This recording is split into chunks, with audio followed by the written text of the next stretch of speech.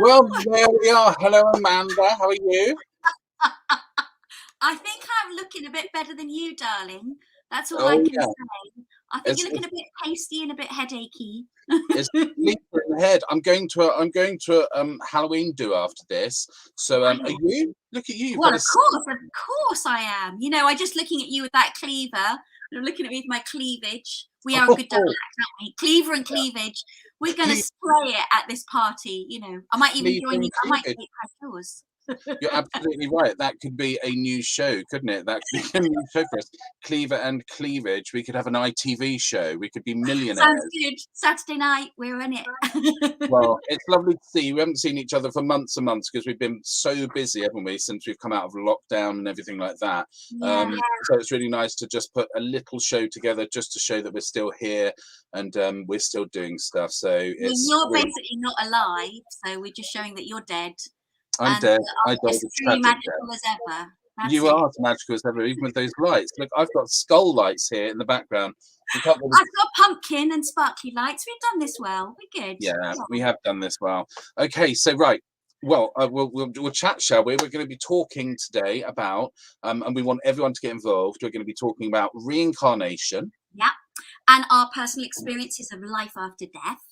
And helping people move on after death. And ancestors and my death doula work as well. Yes, and also communication from the dead. Are they real or hoaxes, like fake and real mediums? Yeah, and also we have got a fabulous interview with the amazing Natalia O'Sullivan, who's just written a book for Hay House on ancestral healing. Absolutely amazing. And as ever, as I said just a moment ago, we want you to contribute. So any questions you've got or any stories you have as we go along, do just interact with us. So I think it's on with the show. Yes.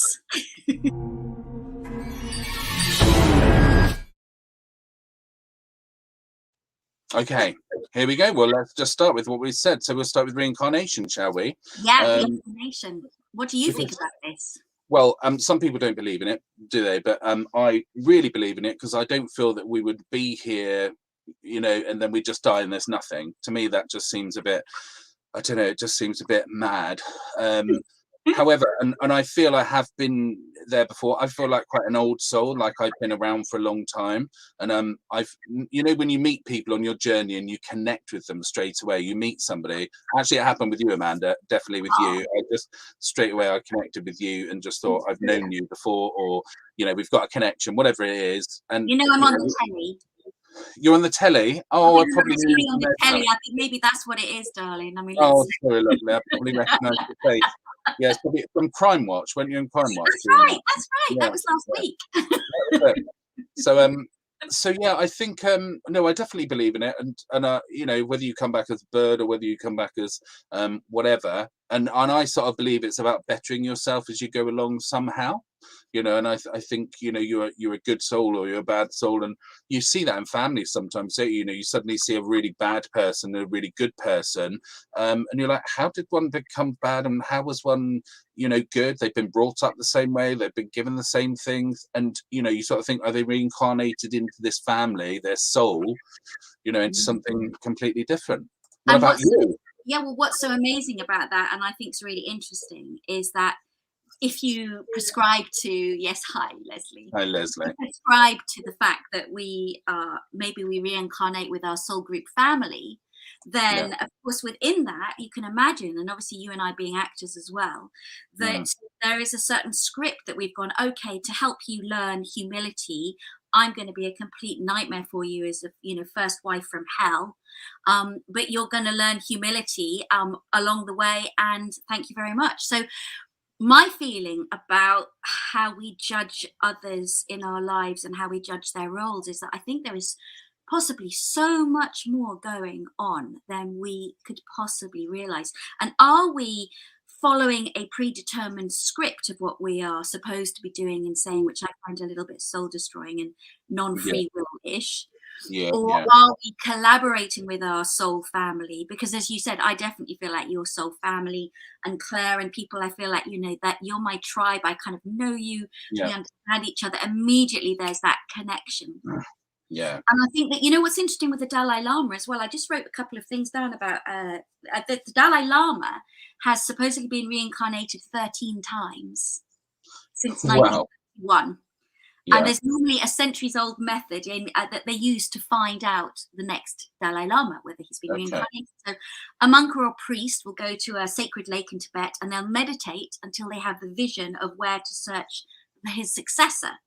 And they look for special children, like really special children, gifted children who were born within maybe a year of the Dalai Lama's death. And then they're tested to determine whether they are the reincarnation of the Dalai Lama by showing the children items which belong to the previous incarnation.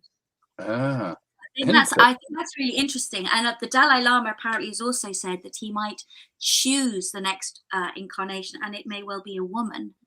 So when he does pass, and how this is going to go, this is going to be very, it's going to be very interesting. It's going to cause some issues. But if I was coming back, I think there's part of me that'd like to come back as a glowworm, A because a glowworm. glowworm, yeah. I mean, yeah, because I wish I was a glowworm. A glowworm's never glum. How can you be glum when the sun shines out your bum? Simple as that. I Only think I'd you. be quite happy. Or I'd come Uh, back as a bear. I'd come back as a bear because a bear gets to hibernate, yeah, sleep a lot. A bear gets to eat an awful lot before they go into sleep as well, and they get to have hairy legs and not have to worry about that either. So that would be quite oh, handy as well. you're A thinking. bear. I think you're What would you like thinking to come back as? too deeply on it. I'm just thinking on a pure level of when I was a child, thinking if I wasn't human, what would I be? And I was fascinated in birds, so I would come back as a bird. I'd probably come back as something evil like a seagull, which I love. But I would love to be an eagle, or just a bird flying free. I don't want to have to worry about food and all that stuff, because you can just go down that route. We'd be talking for hours, wouldn't we, about the, Well, you if you know, were a seagull, you'd just be eating everyone else's chips in Brighton seafront, wouldn't you? I Oh, know. Leslie said something. She said, "Do you come back as a different sex?" Well, yes, I mean, absolutely. And if you look into past life regression, which is a fascinating subject and is really, really, powerful to look at. Yes, I mean, we skip sexes, genders, all of that. And I think it's for me. There's enough in my own self to recognize that there is definitely something. It feels right, when you just get Yeah. something and you think this feels right. But we want to ask anybody if they've got any experiences of their self and where they think they were reincarnated from. Does anyone have those questions? Definitely. I love Dawn's. That's my motto. Be more glowworm. See, you've got a fan there. She's be more glowworm as well. So thanks for that, Dawn. Yeah. I'm loving the icon there. Is it a shoe with a funny? Can you see Dawn's Oh icon? yes, I think that's a very glamorous looking shoe. That's It's somebody stiletto, but there's reincarnated. something wrong with the bottom part of that foot. They've come back as a flamingo or something. I'm not Yes, sure. or knee surgery, before knee surgery. Ah, before knee surgery. Well, Well, moving on, darling. yeah. Let's talk about, because knee surgery could lead. No, we don't want to give that into personal experiences of life after death. All knee surgeries will and must go well. Yeah. I wanted to ask you, because what's been your personal experiences of life after death?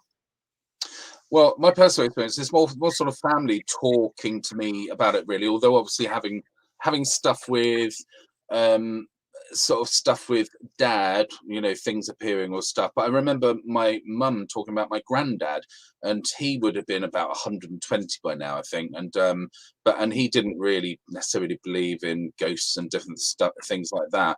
But before he died, he saw his mum on the bottom of his bed, and he said, I could see mum, and she sat on the bottom of his bed.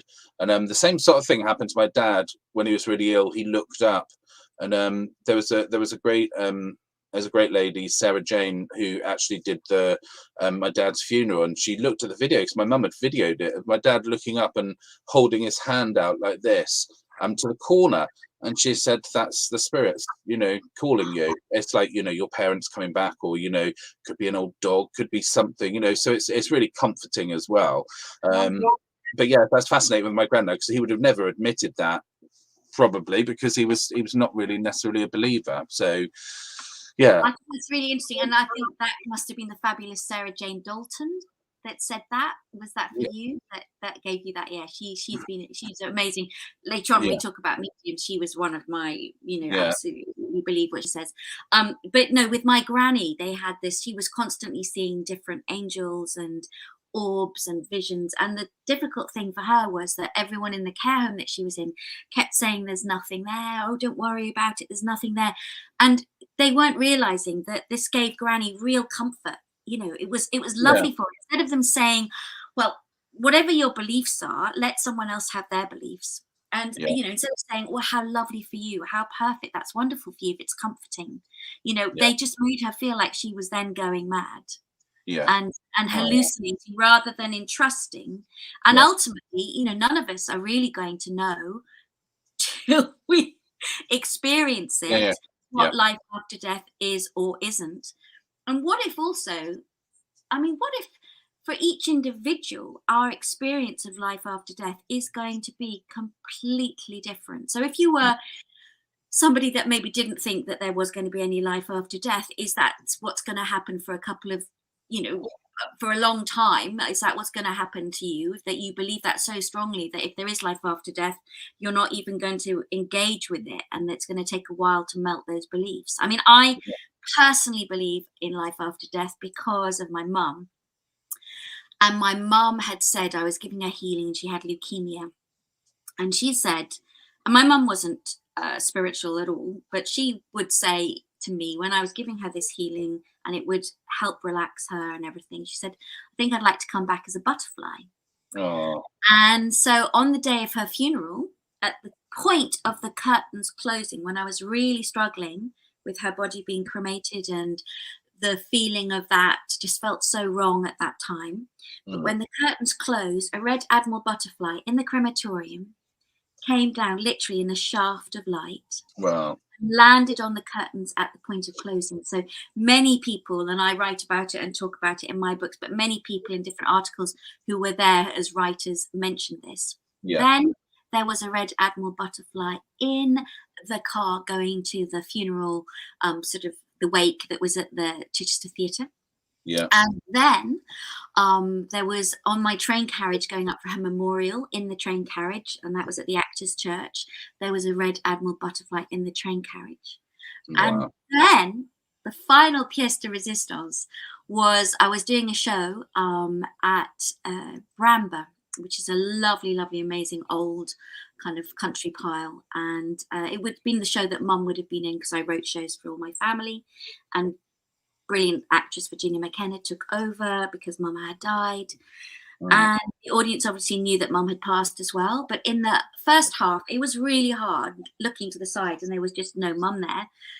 yeah, And in the interval, down the chimney of this old, old, old building, this is like, I don't know, 1500, something like that. And there's only one big fireplace in the room. This is December the 10th. This was the family Christmas show. Came down from the chimney a red admiral butterfly. It no, landed on my dad's script. It circulated my brother.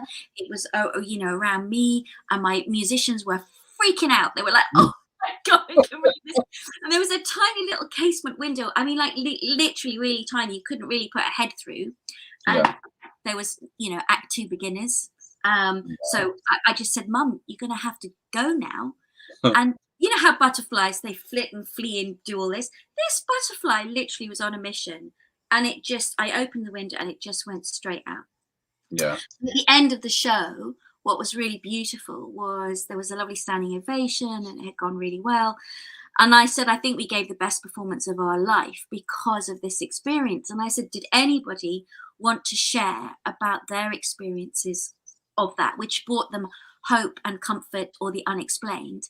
And Yeah. 500 people, everybody stayed, and I had a question and answer on the Yeah. stage about that. And Lovely.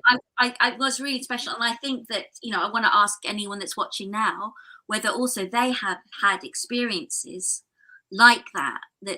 proves to them that there is some form of life after death. This is the thing as well with this show, because we only do it like randomly and not very often, but when we do, we really want people to get involved, and they can WhatsApp us, they can send stories in, they can write stories and send it to us if they don't want to, say it themselves. In fact, I told one of Dawn's stories in the last one. She was the Portsmouth. Do you know, she's like, that's me upside down on a pole. I'm trying to. Oh, I see. Right, there's the pole. And Okay, then I like that. I her like head is that. on the bottom right. I see that, and that's her bum. Right, I've got It is a that. little bit confusing. I can see the head, I can see the hands. I like the stiletto with the dodgy knee better. I think Yeah, that's quite good. And I yeah. was thinking about life after death and how we approach this. And there's a lovely quote which is by Richard Bach, and it says, "What the caterpillar calls the end of the world, the master calls a butterfly." Oh, that's lovely. Isn't That's that really lovely? And it just, again, I think, from my point of view, I am open to uh, all eventualities. I like to leave space for the mystery and mm, and the magic of life. So, yeah, you know, absolutely.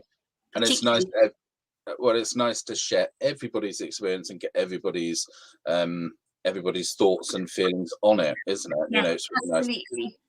When you're talking about helping people move on, that Mm. the people that have already died, I've got a question for you, because my dad, when he passed, we didn't see him at all. We didn't. There was nothing sort of around for a couple of weeks. We were like, "Where's Dad?" We're quite a sort of, I don't know, psychic or spiritual family, and we sense each other a lot, and we didn't really sort of sense him around. And but then after a couple of weeks, after I don't think it was even the funeral. It was because the funeral was about 4 or 5 weeks after he died. But I think after a couple of weeks after he died, things started happening. Like feathers would appear. Oh my God, feathers! The amount of feathers that would suddenly appear.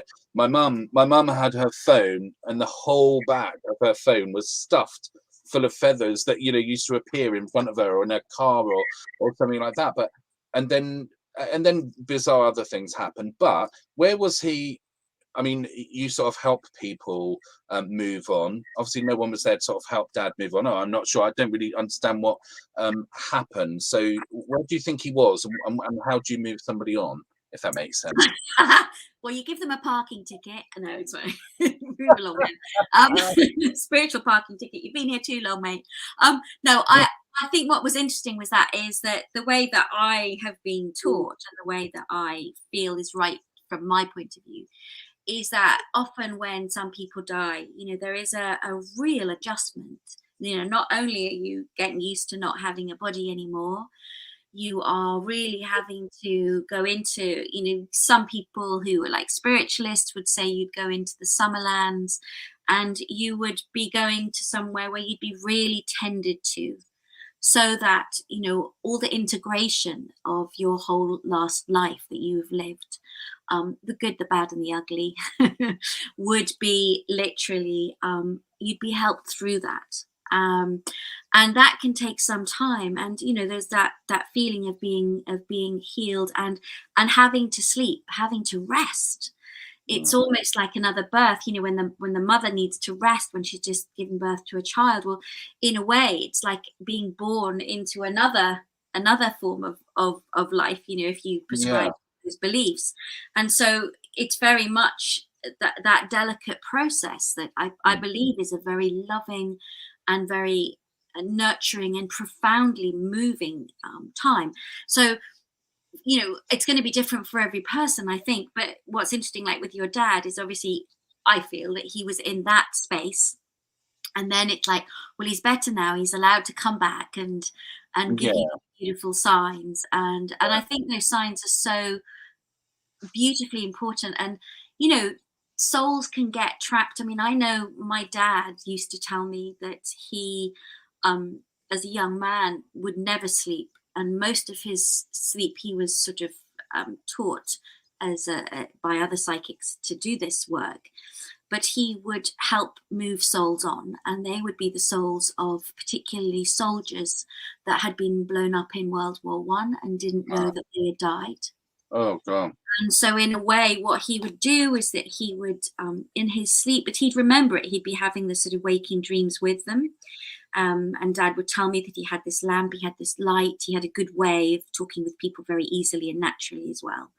And he'd be explaining to them that they, a little bit of what had happened, and that now they needed to move on and move forwards, and being that bridge between two worlds was quite fascinating. And I've often been in sort of employed really to come into buildings or care homes to move the energy on, to clear the energy where it's got stagnant. And often where that stagnant energy is because people either don't know that they've died, so they are, kind of feeling trapped and lost, and it's a horrible place to be in, or they are really trapped because they haven't been able to either give forgiveness or receive forgiveness.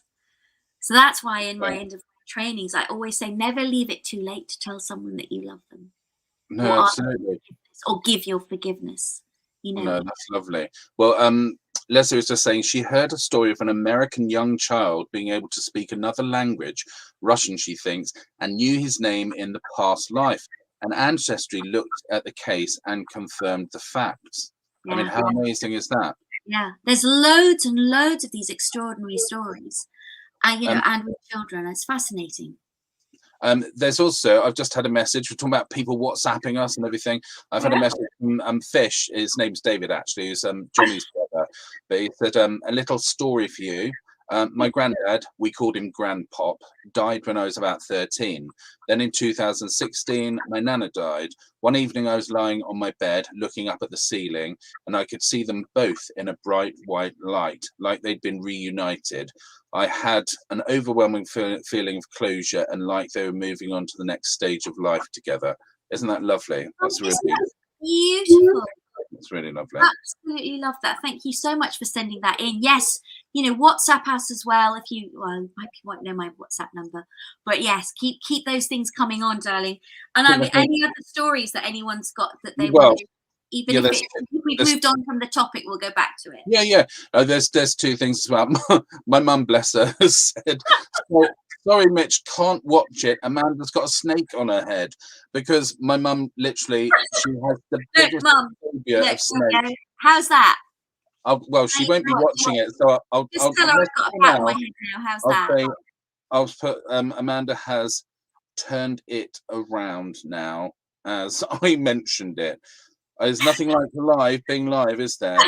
So hopefully she'll log back in, and then we've got Dawn here. And that could have been her past life. Maybe she was bitten by a snake. Yeah. She was Cleopatra, and Asford got her. Cleopatra. My mother was Cleopatra. I can see that. I think Leslie was saying beautiful. I think she was talking about Fish's story, David's story there. Dawn's got a question as well. Oh, sorry, Leslie as well says she's had some lovely signs from her loved ones. And Dawn asks, do you think people don't move on because they have unfinished business? Yeah, I do, definitely. Well, that was a good question. Look at that, a good answer. It's like, you're not a politician, are you? It's like, yeah, they do. Yeah. Well, because I think I've come across that too many times to say that would not be, that is correct. That people can very often, if I'm working with, I'll give you an example of a care home, and there was one woman that I felt, it was in this old rectory care home, and it was really quite unpleasant. And this woman was absolutely adamant that she has just, she treated somebody very badly in the care home, really badly, and she'd had dementia, and she was wanting to kind of communicate that, her apologies to this person that she'd really bullied and persecuted, and she was not going to leave until that message was relayed. And when that message was relayed, the feeling that I gave, and when that was appropriate, and when you do this kind of work, it's really important that you are very sensitive and aware of where people are accepting or not accepting of this. But this individual was very accepting of this, and that meant that forgiveness from them meant that that lady literally could then move on. Yeah. So that unfinished business, it's important. I think, you know, we've got to sort out our own SHIT before we pass as much as possible, so that, you know, we can move on to pastures new and you know, enjoy that unencumbered. Oh, well, Yeah. thanks for that. So leading perfectly into ancestors. Ancestors, oh, ancestors. And look, this is such an amazing topic. And for me, it's particularly, in fact, Mitch, I wanted to share something with you with ancestors, because I found something from my great, great, great aunt. And, you know, when we look at working with the ancestors, those that have passed before, it's what traits have we inherited from them, positive and negative. And this was from my my great great aunt, and she really understood the gifts of you know, giving selflessly. And so I read from her diary, and I've got it here, and it spans the time when she was a beautiful young debutante taking a Mediterranean cruise on an Italian ship in Capri. Yeah. And it reads here, she says, on the first night of the cruise, the captain fell madly in love with her, madly in love with me even. And on the second night, the entry reads, the captain declared his love and escorted me to my cabin. I closed the door just in time. And on the third night, the entry reads, the captain proposed marriage to me and accompanied me to my cabin. I closed the door just in time. And the fourth night it reads, the captain escorted me to my cabin and said that if I did not let him in, he would sink the ship and drown the 500 passengers and 200 strong crew. So tonight I saved 700 people. Totally inspirational ancestors from me. And so that's really helped me to recognize, you know, in my life going forward. Now I jest. We have a fabulous interview now with Natalia O'Sullivan, and she's somebody that I've worked with and trained with, and we do workshops together sometimes. And Mitch, if you've got that interview there about her work with the ancestors and her new book, let's do that now. I do indeed. I'm going to take us out, and I'm going to put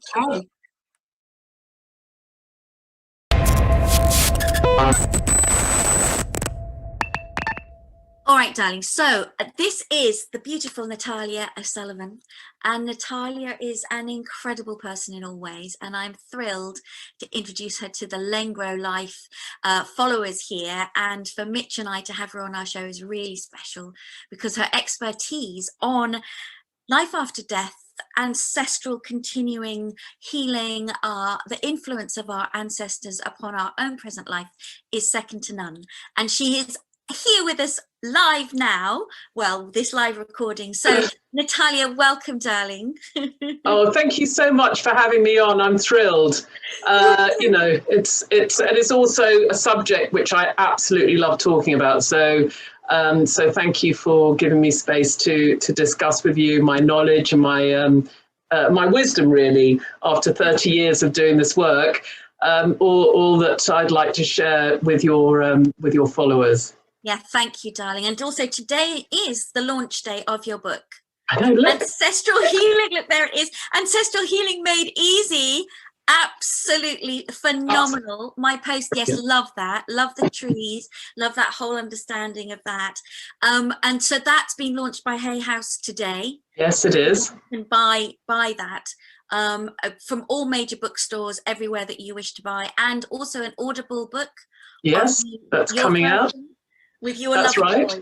Yeah, that's great. And also it's they've told me that you can get it in Australia and in America now as well. Yes, woohoo! That's so good. Well, my book's in Taiwan, which is very exciting. Oh my goodness. It hasn't reached America or Australia yet. But darling, let's talk about your experience and your expertise. You know, I know that the people that are watching, our whole version of this particular show is about life after death. Wonderful. And when did you become aware of being able to communicate with those that have passed, or have an understanding of life after death? How did this happen? I think I'd like to kind of go back to when I was very young, And I always kind of look back now on how frightened I used to feel before, when I was in bed and I used to get woken up by, you could say, the souls of the dead. And I didn't realize that often it was my own ancestors that were coming in trying to communicate with me. So up until probably the age of 14, I didn't realize I had the gift. I felt that it was something that everybody experienced, that people that have passed often have stories or messages or emotions that they want to share with their own family. And what they do is they look for the souls that carry a little bit of sparkle, a bit of light, and they seem to believe that somehow that we are able to communicate and impart this energy, this emotion for them to their living families. So this happened a lot. So it didn't always happen with my own family members. I used to go and visit friends or stay the night, and then they used to come. So I often then used to say to the mum or the dad or other members of the family, did you have an uncle that had a bit of a twitch, or someone who wore glasses or whatever? So I eventually realized that if I could just tell the story of those that have passed when they're not feeling settled, it settles the whole family. So often these stories, these experiences, the need to forgive. But that was just one kind of area. The other thing that I kind of enjoyed about life after death is that period just after they pass over. So we have kind of, I want to say to everybody has an experience, whether it's a physical one, a psychic one, or whether it's just feathers falling, by the door or by the car, or you kind of have a cooling sensation behind your back, like a little kind of shiver. Those moments are very interesting. I always feel like, we spend our whole life and being with people that we know that we love that are going to die. And we're there, we're very close, we're very emotional. But what I always find they find amusing, as soon as they pass and they want to come and say goodbye or to give thanks or to tell them they love them, that the living person becomes really frightened and tries to run away from the experience.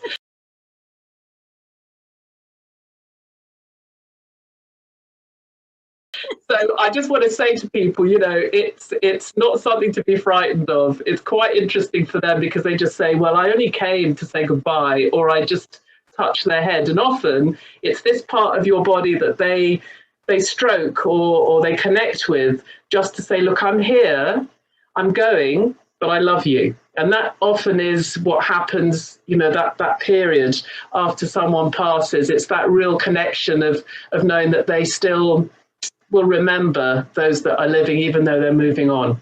And I think that's, there's lots of stories, but I think those two pivotal issues with life after death is to give space to those that we love that have just died, to let them come, to create altars, to communicate with them. Sometimes you need their photo. Just don't be afraid of grieving and talking to them, because it makes such a difference to those that have passed on. They'll have their own, like we'll have our own emotions, things that we haven't said, or kind of, lots of different things. So we need that peace, that love during that short period after we pass over or they pass over. That is a real shame, because that was a real shame, wasn't it, Amanda? Because it's so interesting. But unfortunately, there was something wrong with the video there. I think what we'll do is we will play that in the next in our next show. But how did it finish off? What was the? Well, really, it's about what I wanted to say to everybody is having that altar for your ancestors at this time. This is the time when the veils are very thin between, this is the witching hour, if you like, when the veils are thin between both worlds, those that have passed on and our particular world right now. And so, you have, obviously in Mexico, you have the Day of the Dead, and where they're very used to really honoring our ancestors and really asking for forgiveness. And my work and my work, say, with Natalia as well, has been very much about looking at where the ancestors have had real traumas in their lives and how has that affected you. So really recognizing that might need to be cleared, so that you don't also then have a terrifying fear of snakes that may have been back in your ancestry. as much as we can think about how we can also take the best of our ancestors forward and kind of leave the rest behind. So I like this concept of the bloodline. And then something that I would say is that there is the love line. So I see that there's ancestor after ancestor after ancestor who is just passing that love down to you, and of gifts that you could explore to come. But there are some ancestors that are, and as Natalia was saying, they can be really tricky and negative. And actually, you want to cleanse their whether it's physical illnesses that they had, or real prejudices, or traumas from having been murdered, or whatever went on in their lives. That can still influence our lives today. So it's a fascinating subject. And I would, recommend anybody to look at her book, and also think about at this time for yourself, behind me now on the piano, I will tomorrow, I'll light a candle and I'll put photos of my ancestors up, and I will put some beautiful kind of like rose petals and things that are blessings for me, for the ancestors, because without our ancestors, we wouldn't be here, would we? So on one level, it's absolutely. It's right to be, grateful for that. No, absolutely. We've got another story coming in. Actually, it's a tragic story. It's one of my my friends, Deb's from Edinburgh. I'll try and put it on the screen, but it's so big. If it takes up the whole screen, I'll take it away. Well, here we go. So her dad passed away from a tragic accident to which all his family were at the hospital when he died. Unfortunately, we weren't able to speak to him because he didn't wake from his injuries. But the night before his funeral, she dreamt that his brothers and sisters, myself and my brothers were all standing at the Royal Mile in Edinburgh. My dad appeared, giving everyone a hug and telling us it was okay and he was fine. When I woke, I could still feel him hugging me. To me, that was him saying his goodbyes. Oh, It was a really tragic accident. It was so sad, and such a lovely man. But to have that vision, I suppose, and to have that feeling, and to wake up and feel him still hugging her must have been, well, something. Yeah, and to have that feeling that you can, to have that physical feeling of that around you. I've often had that because sometimes my work as a death doula is helping people who are passing on to have a gentler death, to have a sort of more peaceful passing, if you like. And Can I ask you, sorry, with your death doula work, because obviously some people die tragically, don't they? Like Deb's dad. But some people are sort of, they might have a disease and they know they're at the end of their life, and so, how do you think that sort of works? I know it sounds a strange question, but you're not expecting to die, and all of a sudden something happens, and you're gone. And there's no preparation, there's no anything, there's no, and for the difference of, can you help those sort of people too, or is it the families or the spirit? Or so often I've been at places where there's been a terrifyingly awful motorbike accident where someone has passed, or I've been around an awful lot of quite shocking tragedies, and within that, at that time, I do what I can to really reassure them and help that part of them that is in that, like we said before, in that total shock. It wasn't expected. Whereas being able to work as a death doula means that, yes, in general, you would be asked to come because somebody knows that they are passing, and they a bit like a midwife. So it's called soul midwife, that you would have for a pregnancy. The baby's coming, whatever happens. And when you've got a terminal illness, even though you cannot predict when that time's going to be, what you can have is somebody like me who is there, trained to help guide you through meditations, to help lessen your pain, through meditations to help you understand of how you want to maybe die consciously as possible, which means, for one particular lady, she was a dancer, and I would take her on a meditation where she would be dancing over this rainbow bridge. So her concept of dying was to dance over that rainbow bridge. So when it came to her final time and her final moment, I could guide her through that process, which she'd already given herself, and that her children could be part of that. Yeah.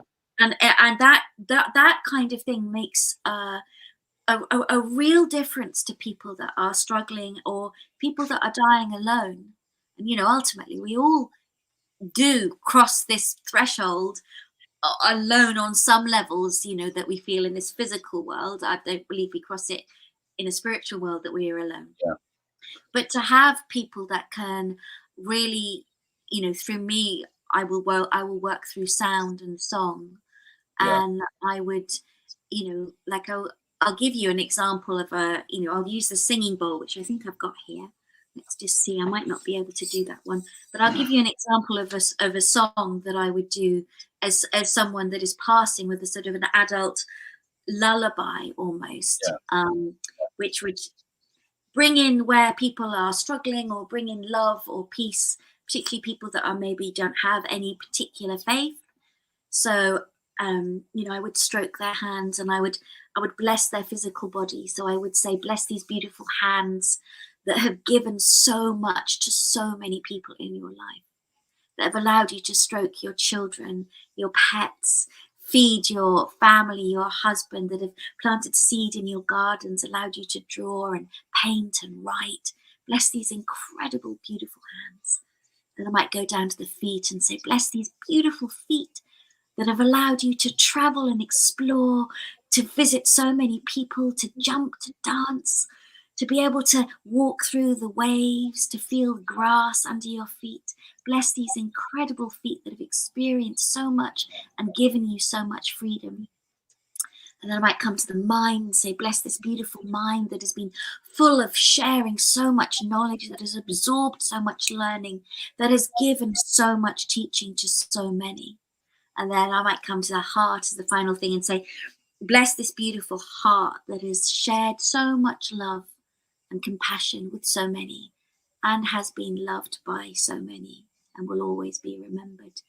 And then, in a way, when someone's had their physical body honored before passing, then I would give a song of a blessing, which would be, may there be peace in your east, and peace in your west. May there be peace in your north, and peace in your south. May there be peace without, and peace within, as your journey of peace begins. And that would help. You know, sometimes during COVID, I've been having to sing to somebody passing, and they've passed as I sing. Obviously, because I sing that badly. No, sorry, I'm joking. But it's like, oh, stop singing. But there is that sense of being able to just gently let go. There's something inherent in us which remembers possibly being sung to, maybe not by our own family, but perhaps in another life, where that was very much part of tradition, and or even part of the wakes and different cultures where you'd be sung into your next life, sound and ceremony to take you through into your next life. Just before we go on to our final section, can I ask you a question about the death doula work? Do you work with people right at the very end, or is it sometimes you're there for months, or does it just chop and change?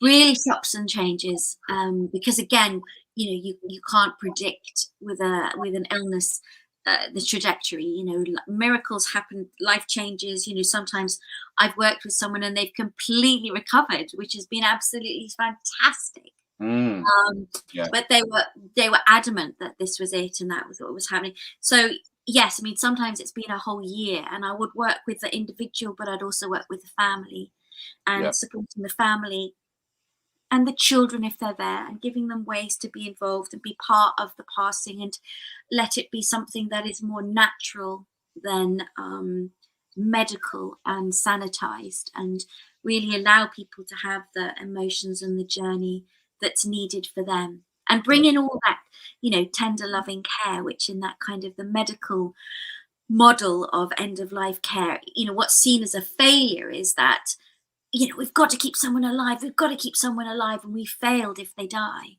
Whereas the way that I come from is let them have that passing in the way that they want, and give them as much ease and grace to be able to do that. No, that's amazing. And making someone live for the sake of living, Yeah, absolutely. No, it's really interesting because we all have to die, don't we? And it's nice to die in a nice way, or to be cared for like that. I think it's really, really lovely. Okay, onto our final section, which is communication from the dead, real or hoax. Now, this can be hilariously funny, but it can be obviously very upsetting for people as well, because we're talking about mediums, possibly like fake and real mediums, and how can you tell what's a good one and a bad one? And have you had any bad experiences? Has anyone out there had a bad experience?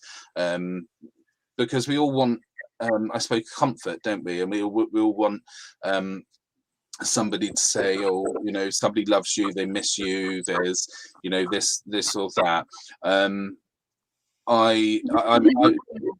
Sorry, Danny, go on. No, I wanted to say about you. Have you visited mediums? Have you? Yeah, I did. Not recently, but when I was much younger, I visited mediums, and I was always conscious of going like I'm wearing complete black, nothing to give anything away. I'm not going to wear any rings. I'm not going to wear any earrings. I'm not going to wear, do anything. I'm not going to really try not to speak at all to give them any influence. But you just went as a vampire, didn't you? I went as a vampire. But you just end up, there's something about it that they, some of them just end up getting things from you without even, you sort of realizing. You're sort of almost, telling them your life story without even, sort of knowing. And you come out just going, oh my God, they're amazing. And actually, they probably weren't. I mean, you must have had massive experiences, well, in the whole world that you sort of work in, which is just so fascinating and incredible. But there must be a lot of charlatans, there's a lot of charlatans, and but there are some very, very, very, from my point of view, people that I would trust and would go, yes, but not everyone gets it right all the time as well. So it's that it's the inconsistency, which obviously I can understand can make pick holes in. But the worst kind of medium that I can't bear is like someone that would say like, okay, Mitch, your name is Mitch. Yeah, okay, just give me a second. I've got somebody with me right now. Hang on, somebody's coming to me right now. Okay, I'm getting a male figure here, and just tell me, have you ever had a grandfather? Mitch, have you ever had a grandfather? Yeah, I have. Okay. This is a grandfather figure here right now. It's amazing that he's come through. This is incredible. And he's giving me a name, and it's beginning with an A, a B, a C, a D, an E, an F, a G, an H, an I. G. Okay, so it's George, it's Graham, it's Jeff, it's Gordon, it's Glyn, it's and it just. And I've literally seen people, hold a platform and repeat that over and over again. And people seem to lap it up thinking they're doing something amazing. You're going, but there are people that are really genuine and who I would have, big respect for as well. So it's important that I think for anybody, that you really listen to your own heart and your own instincts. And when you are going to see a medium, recognize what the reason is why you're going, so that you're not destroyed or disappointed. And really what a medium should be doing is giving you upliftment. But of course, then all a medium has to say is, well, okay, I've got your auntie and she loves you, and I've got your brother here and he loves you. And I've got, but sometimes that's enough for people just to be told by a stranger that their family love them, and that brings that comfort. So, it's hard, isn't it? Hard not to judge. I can't take you seriously with that, Cleveland. I can't feel it properly because the mirror, it's the wrong way round. The camera's on a mirrored sort of axis. So. And, there's a sort of joke to kind of end with, maybe, which is, it's an old Chinese saying, and it says, what's it say? Exercise daily, eat wisely, die anyway. Yeah, yeah, Whatever we do, we all know that we are going to die. And yeah, I think the lovely thing about this, Mitch, and what I've loved about today, and for the viewers that have been able to link in with us, is to say that it's a vast topic.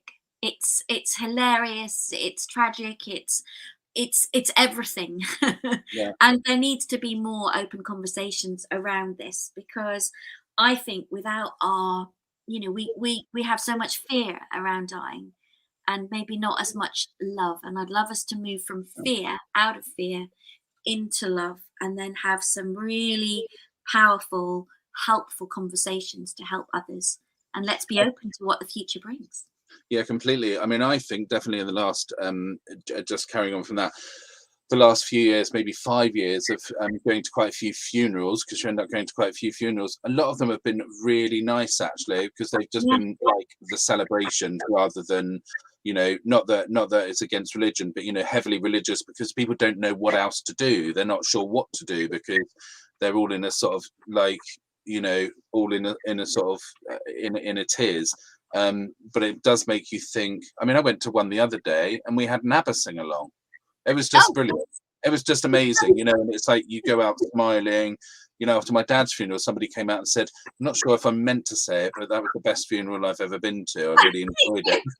I said, "No, please say it. That's a really nice thing to, why should they be, crematoriums and stuff, especially, they're non-religious, they're anything, I always thought they were religious places you went into, and it's not until a few yeah, people die and you get used to it, you sort of go, well, you can pretty much do whatever you want in there, it's just a place to do something there.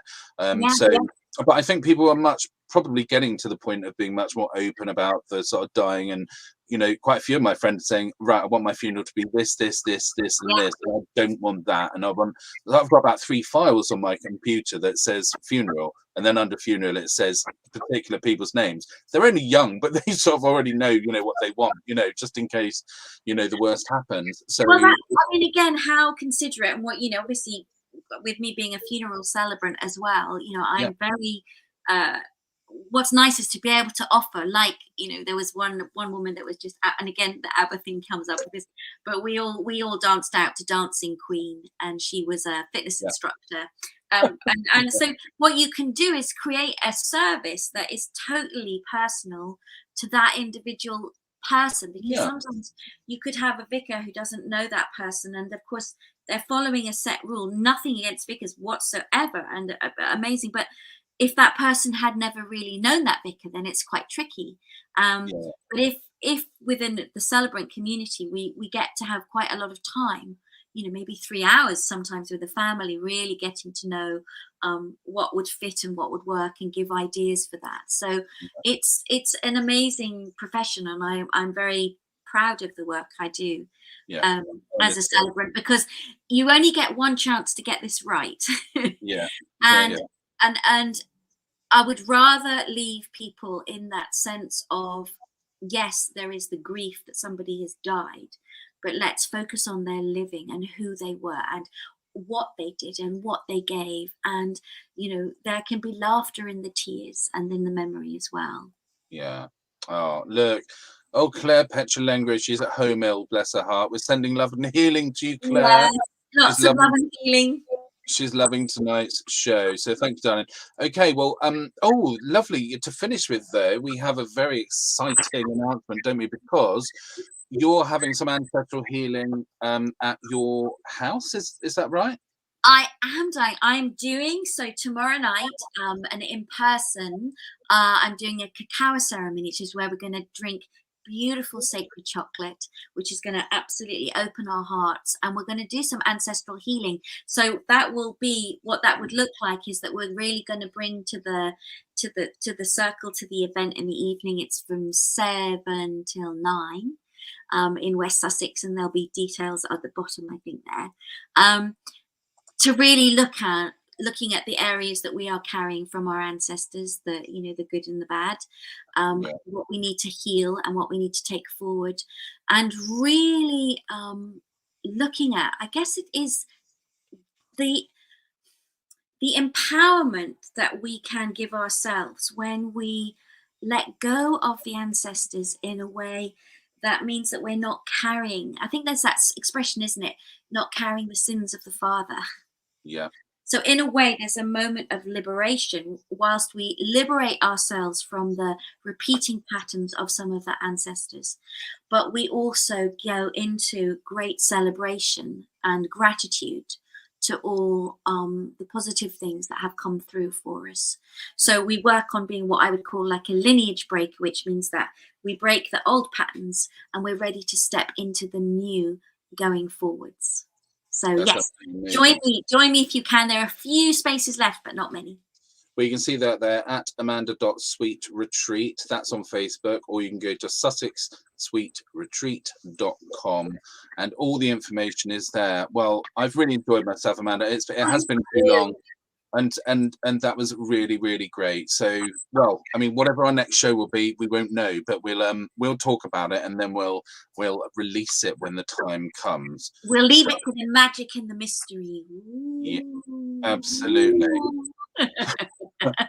But until next time, we'll say lots of love to everyone, and happy Halloween. Yeah. Oh, see you later. Bye.